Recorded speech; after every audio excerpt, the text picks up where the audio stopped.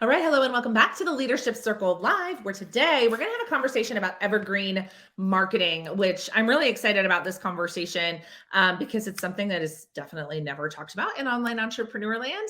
And I think it's a really important one. And I'm excited to chat with Linda. She has a really amazing story of kind of how she got here and the evolution that she is on in her business journey. So today we're gonna combine a little bit of the story with some really practical how-to stuff for you. So today I have the amazing Linda Barutha. She's an Evergreen Marketing Strategist. And so, Linda, do you want to introduce yourself and tell everybody what that even means?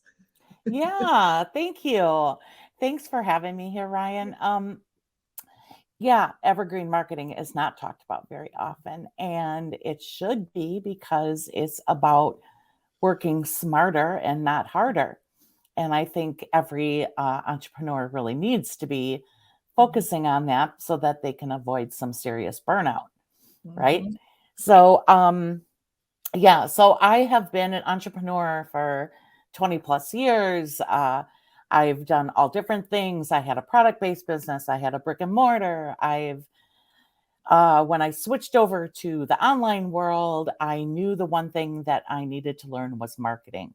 Mhm. And I think now that, people that are a business owner Mhm. and have been for a while, I think they've all come to that realization that you need to really grasp marketing, right? Mhm. Like, because that is how you're going to find clients and how you're going to do business. And so it is the highest priority in Mhm. my mind in your business. Uh, and that always bothered me. And that's why it was like one of those little things that's always like stabbing at you, right? And you're like, oh my God, I have got to nail this. And one day, one of my VAs was really, really good at utilizing Pinterest for my marketing. I'm like, what? Pinterest? Like, yeah, I used that when I had a product based business, but I didn't think much about it for an online service based business. And the reality that I quickly learned was that I literally, within the first 2 weeks, I went from 8 people a day visiting my website to hundreds of Oh, people a wow. day. And I was like, oh, yeah, I need to pay closer attention, right? And I came to realize that it's very powerful because it is a search engine platform. Mhm. So that is what I am an advocate for, is for people utilizing search engine platforms, meaning number one is Google, number two is YouTube, number three is Pinterest. And I would say if I had to pick a fourth, I would say LinkedIn, Okay. because it's very keyword based, which is what SEO is all about, Sure. right? So yeah, I really focus on that and educating people, but also I decided that the business owner is way too busy to do this work for themselves. So I have basically my whole business is a done for you service. I love that. And I totally agree. And I know, Linda, you know this, but I don't know if all of our people watching, listening, reading, this is, I grew up selling marketing and advertising. So I understand the concepts wholeheartedly, but don't ask me to implement. You should ask Linda to do that for you. So I understand, but I understand the concept. So let's talk about like the more tactical part of evergreen marketing. Why is this so overlooked? Like, it makes perfect sense. I should be leveraging the big three search engines. I should be leveraging content that lives what they say the average life of a social media post is 3 hours. Like, I should be leveraging more tools, but most people aren't. Why? Because they're intimidated. They think it's too technical. Okay. Of course, there's a learning curve, Mhm. and social media is just so much more fun and it's flashy, Sure. right? And so to them, and they see other people having success, so they just think, well, I'm just going to do that same thing. But Right. what they don't realize is that they are working so much harder than they need to.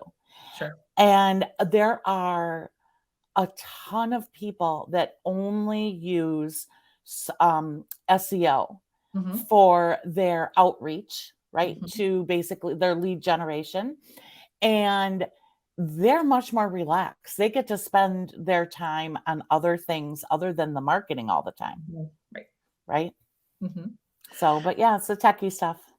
So, and it's funny, I have a friend who is she's a weight loss doctor in Denver, and like 80% of her traffic comes from SEO.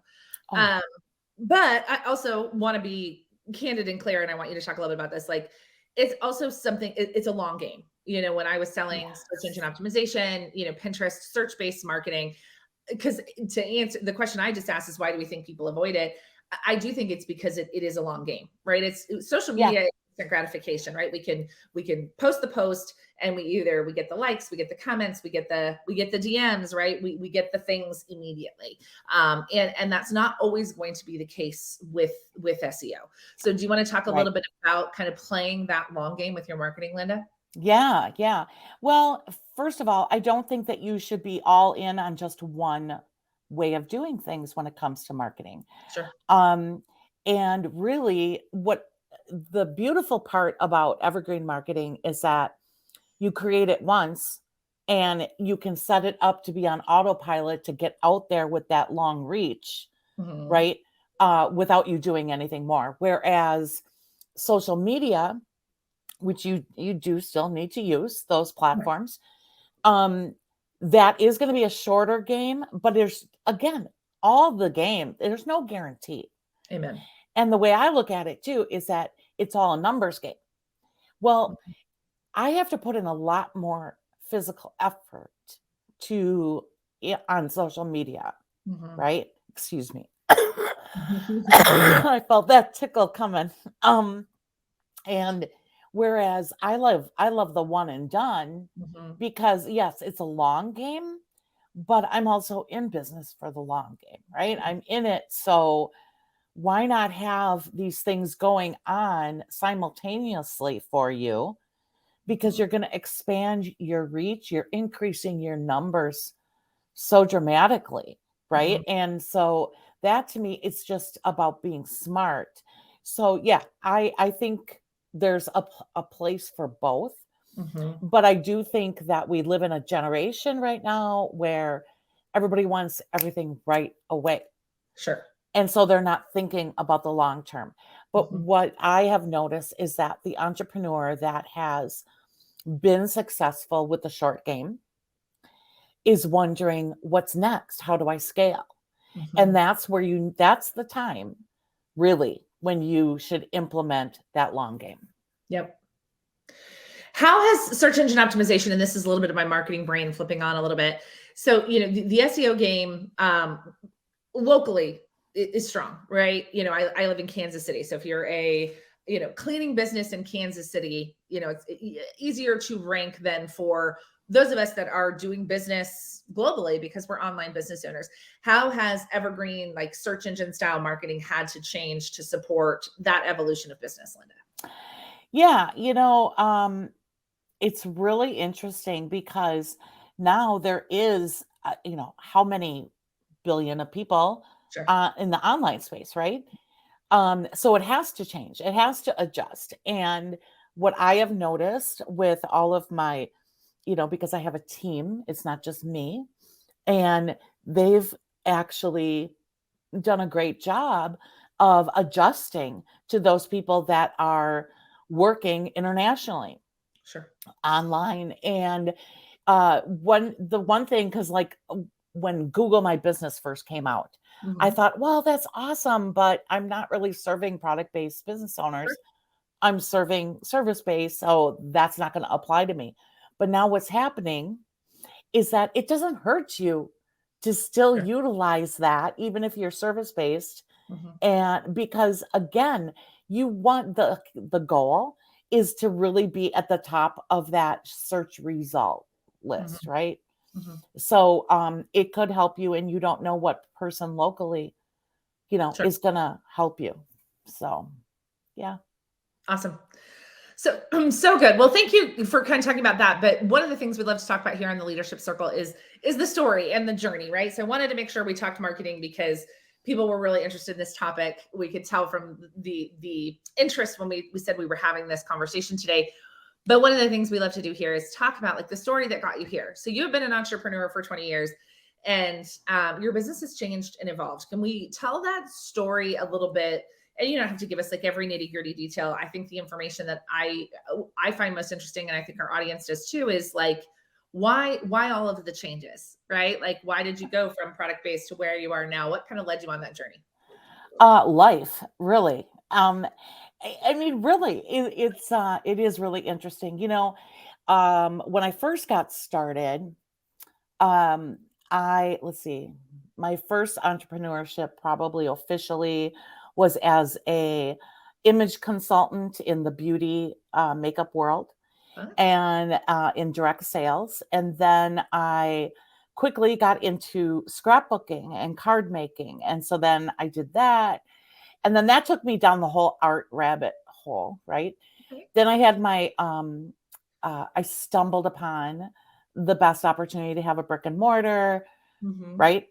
Did all of that. But what happened is I was really content. I was working another full-time IT job Mm-hmm. and I was running my brick and mortar evenings and weekends and loved it. For those about 3 years that I did that. But my husband's job had us moving out of town 3 hours. Had to close that down, had to quit my job, move right to a town where I know nobody. And my business had been doing good. So I thought, well, I'm just going to go all in and I'm going to, yeah, and I can, because I had my products were in being sold wholesale to other retailers, Mm-hmm. like 14 other stores. And I thought, oh, I'm just going to keep going with this. And when I tried to really focus on taking it online, that's when I realized really quickly that I didn't have that marketing expertise.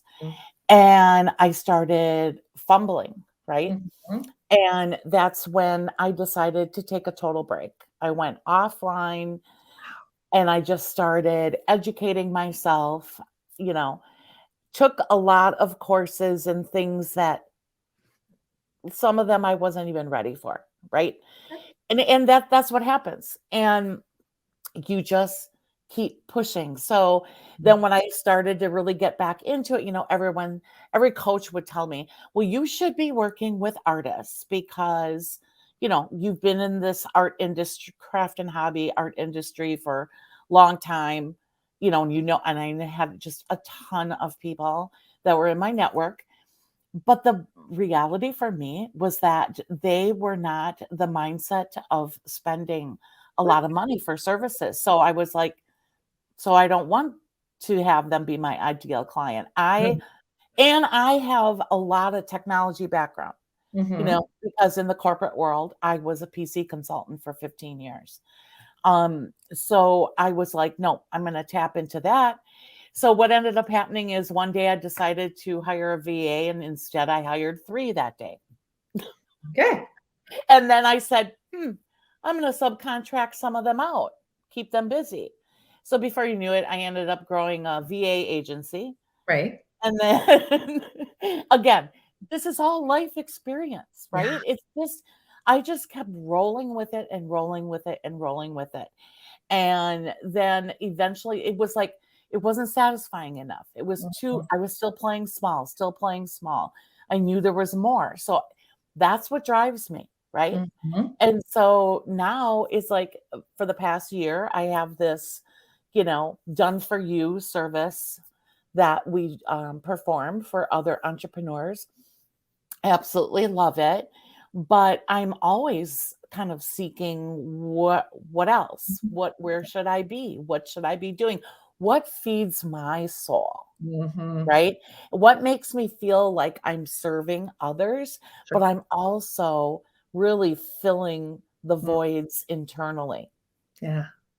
Yes, that's so good. And it's so important because I think we are sold this idea that like there's an arrival, right? At some point in time, Linda, we're going to Yeah. arrive in a business we love, a career we love, whatever.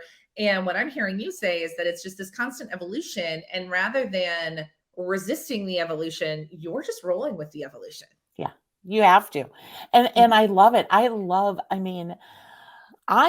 my age that I am still learning and Mhm. growing and I thrive on the learning. Right. There's always so much more.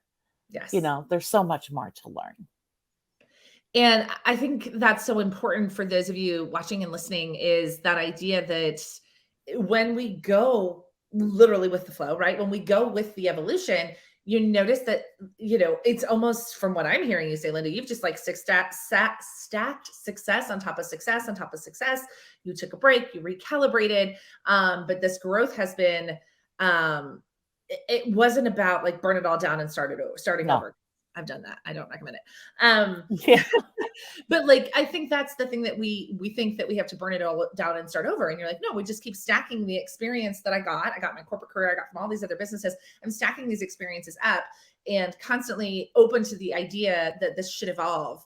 And I think that that's beautiful. And it's something that is so, I know I personally overlook that all the time, right? I think that there is Right. a point that I'm like, okay, it works.